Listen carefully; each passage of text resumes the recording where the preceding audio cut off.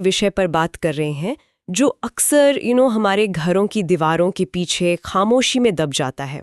ये विषय है भारत में हमारे बुजुर्गों की स्थिति। हमारे पास अजामिल का लिखा एक लेख है, बुजुर्ग और समाज, एक अनदेखी जिम्मेदारी। और जब मैंने ये लेख पढ़ा तो ईमानदारी से कहूँ मैं थोड़ा सहम सी गई।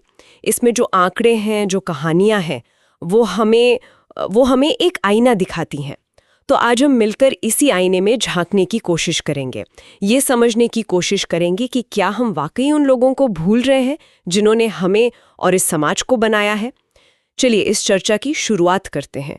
तो सबसे पहले ये समझते हैं कि हम कितने लोगों की बात कर रहे हैं। WHO मतलब विश्व स्वास्थ्य संगठन के मुताबिक भारत में आज 60 साल से ऊपर के लोगों की संख्या 10 करोड़ से ज्यादा है। 10 करोड़ ये कोई छोटा मोटा आंकड़ा नहीं है। बिल्कुल नहीं।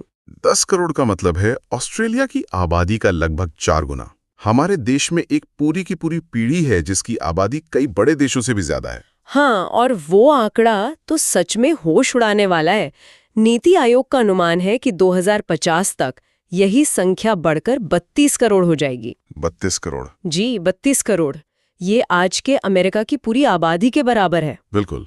सोचिए, हमारे देश के अंदर ही एक और अमेरिका बस जाएगा जो सिर्फ हमारे बुजुर्गों का होगा। और यहीं पर एक बहुत बड़ा सवाल खड़ा होता है। जब हम कहते हैं कि हर 5वां भारतीय बुजुर्ग होगा, तो क्या हमारा समाज, हमारी स्वास्थ्य व्यवस्था, हमारे शहर, क्या हम इस बदलाव के लिए तैयार हैं? ये सिर्फ एक डेमोग्राफिक शिफ्ट नहीं है, ये एक सामाजिक सुनामी की तरह है। अगर आज हम इन 10 करोड़ लोगों की देखभाल और सम्मान का ढांचा नहीं बना पाए, तो सोचिए 32 करोड़ लोगों के साथ क्या होगा। ये एक बहुत बड़े संकट में बदल सकता है, सामाजिक भी और आर्थिक भी। सही कहा।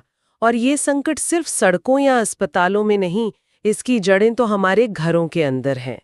लेख में एक बहुत ही चुभने वाली बात लिखी है कि रिटायरमेंट सिर्फ नौकरी का अंत नहीं होता। ये कई लोगों के लिए अपनी पहचान, अपनी उपयोगिता खो देने जैसा एहसास है। और ये एहसास बहुत खतरनाक है, ये उन्हें अंदर से खोखला कर देता है। ये जो जरूरत न होने का भाव है, यहीं से उपेक्षा और दुर्व्यवहार की शुरुआत होती है। क्योंकि समाज ने उनकी कीमत उनकी कमाने की क्षमता से जोड़ दी है। बिल्कुल। जैसे ही वो कमाने वाली मशीन बंद हुई, उसकी वैल्यू खत्म हो गई।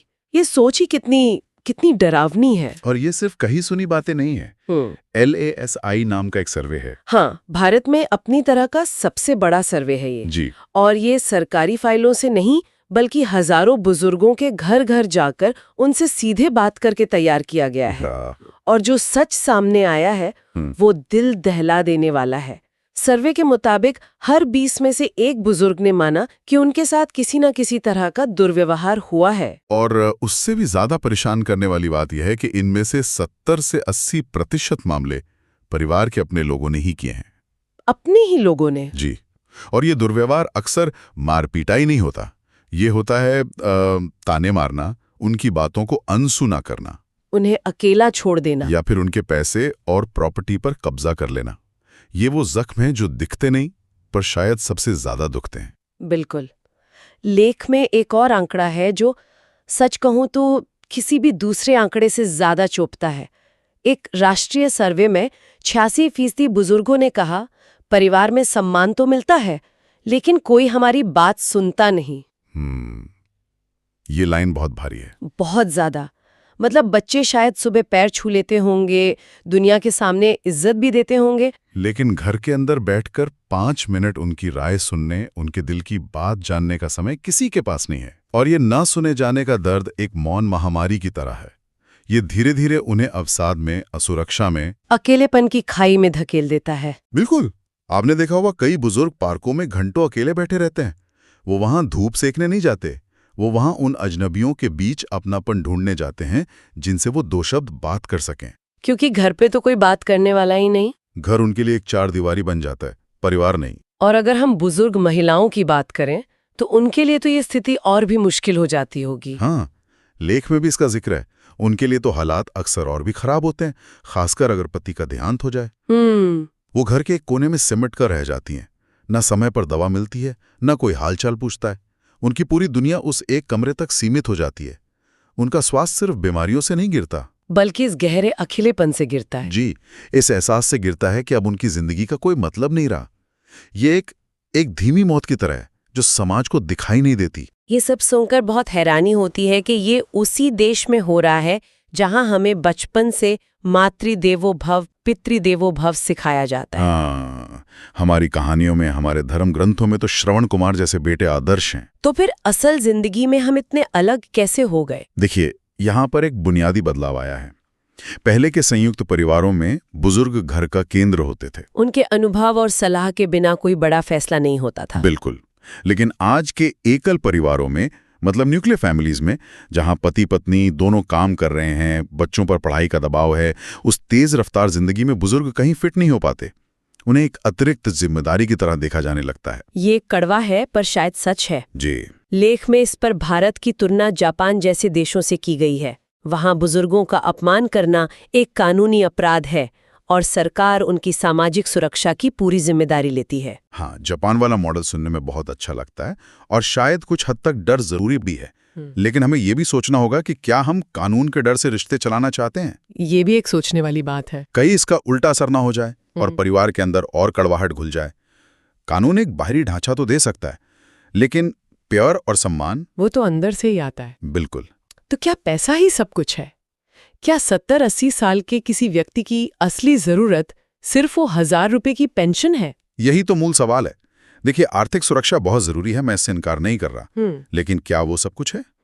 वो पेंशन के 1000 रुपए शायद उनकी महीने भर की दवा का खर्च भी पूरा ना कर पाए, लेकिन परिवार के साथ बैठकर 15 मिनट की बातचीत, वो शायद उन्हें जीने की एक नई वजह दे सकती है। जी। लेख में इसी को एक नैतिक ऋण कहा गया है। ये नैतिक ऋण वाली बात मुझे बहुत बहुत दिलचस्प लगी। हाँ, ये शब्द बहुत शक्तिशाली है। ये सिर्फ एक भावनात्मक अपील नहीं है, ये एक आर्थिक और सामाजिक तर्क भी है। सोचिए, हमारे माता पिता ने जो टैक्स भरा, जो कंपनियां खड़ी करने में मदद की, जो परिवार पाले, वो सब देश की तरक्की में एक निवेश था। आज उनकी देखभाल उस निवेश पर मिलने वाला रिटर्न है, जिसे समाज चुकाने से कतरा रहा है। तो ये एहसान नहीं, ये हमारा बकाया कर्ज है। सही कहा। उनकी देखभाल एक जिम्मेदारी है, कोई विकल्प नहीं। इतनी सारी बातें सुनकर मन थोड़ा भारी हो जाता है। ऐसा लगता है जैसे हम एक अंधेरी सुरंग में हैं। लेकिन अच्छी बात यह है कि ये लेख सिर्फ समस्याएं गिनाकर नहीं छोड़ता, बल्कि उस सुरंग के दूसरे छोर पर रोशनी भी दिखाता है। हाँ, समाधान की भी बात करता है। जी, और वो भी 4 अलग-अलग स्तरों पर। सबसे पहला और जरूरी स्तर है परिवार। बदलाव की शुरुआत यहीं से होनी है। बिल्कुल। और यहाँ एक सोच बदलने वाली बात सामने आती है। क्या हो अगर हम बुजुर्गों को एक जिम्मेदारी की तरह देखना बंद कर दें और उन्हें एक एसेट या ज्ञान की तिजोरी की तरह देखना शुरू करें? खरीदने जैसा बड़ा फैसला उनकी राय ली जाए। जरूरी नहीं कि हम उनकी हर बात माने, पर उनसे पूछना ही काफी है। हाँ, उनसे पूछना ही उन्हें यह एहसास दिलाएगा कि वो आज भी परिवार का एक अहम हिस्सा है। दिन में सिर्फ 15 मिनट उनके पास बैठकर, टेक्नोलॉजी से दूर, सिर्फ उनसे बात करना, ये छोटी सी चीज बहुत बड़ा बदलाव ला सकती है। परिवार के बाद दूसरा स्तर आता है समाज का। एक समाज के तौर पर भी तो हमारी कोई भूमिका है। जरूर है।